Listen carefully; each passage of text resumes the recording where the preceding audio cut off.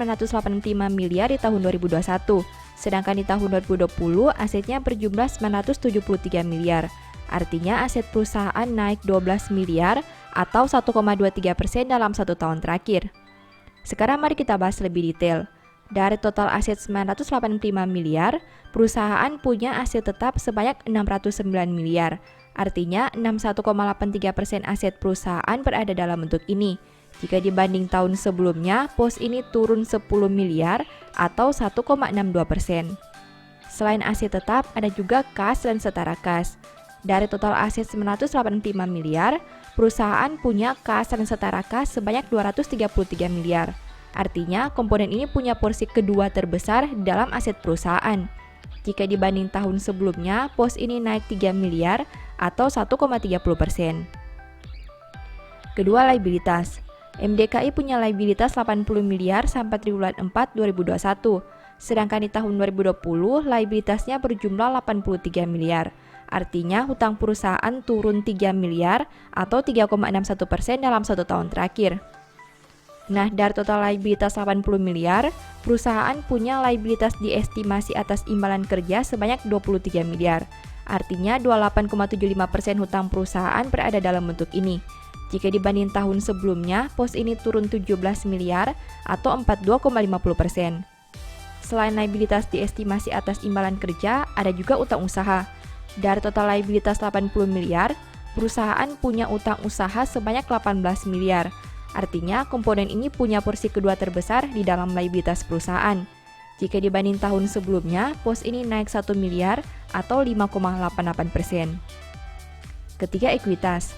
MDKI punya ekuitas 891 miliar sampai triwulan 4 2021. Jika dibanding tahun sebelumnya dengan angka 876 miliar, berarti ekuitas perusahaan naik 15 miliar atau 1,71%. Nah, dari total ekuitas 891 miliar, perusahaan punya komponen ekuitas lainnya sebanyak 402 miliar. Artinya, 45,12% ekuitas perusahaan berada dalam bentuk ini. Jika dibanding tahun sebelumnya, pos ini naik 4 miliar atau 1,01%. Keempat, pendapatan. MDKI punya pendapatan sebanyak 397,3 miliar sampai triwulan 4 2021.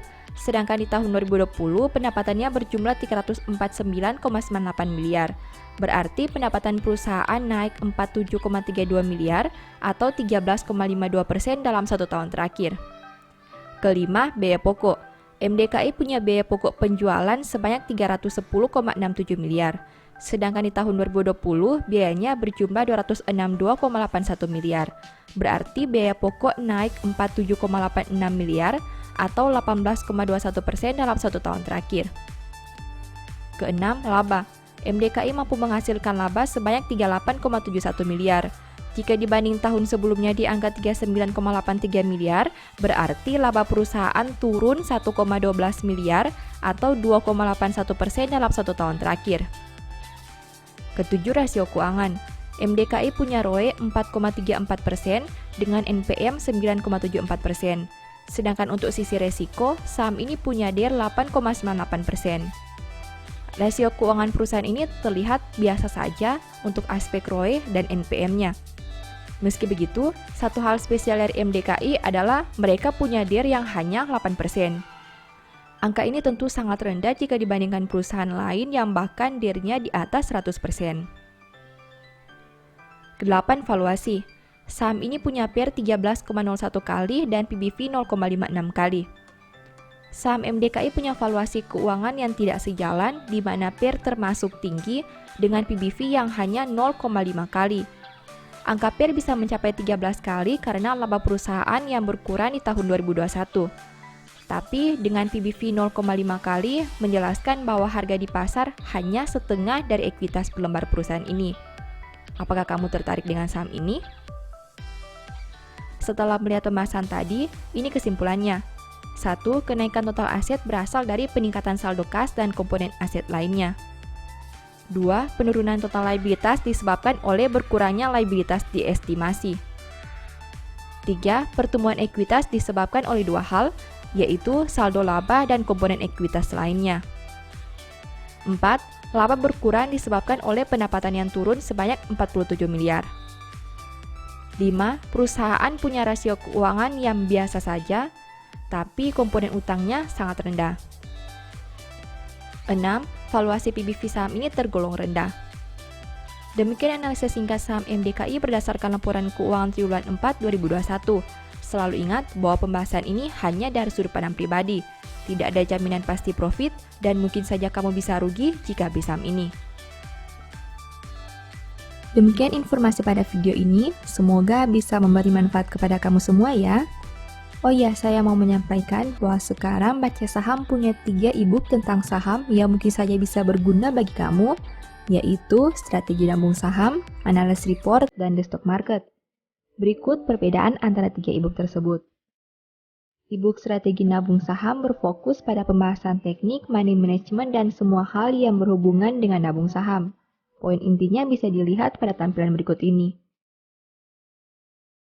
E-book Analysis Report berfokus pada hasil analisa fundamental 12 saham pilihan berdasarkan laporan keuangan terbaru.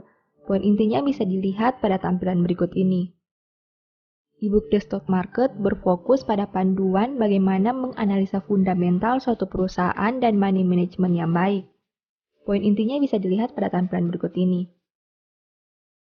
Apabila kamu tertarik membeli salah satu dari 3 e-book tadi, silakan chat WA ke nomor yang tertera di layar ya. Ingat, hati-hati terhadap semua jenis penipuan yang mengatasnamakan Baca Saham. Baca Saham tidak pernah mengelola dana ataupun melakukan penjualan produk di luar Instagram, YouTube, dan Telegram resmi Baca Saham. Sebagai penutup, saya mau mengutip satu statement yang semoga bisa menjadi semangat bagi teman-teman. Dengarlah didikan, maka kamu akan menjadi bijak. Janganlah mengabaikannya. Thank you.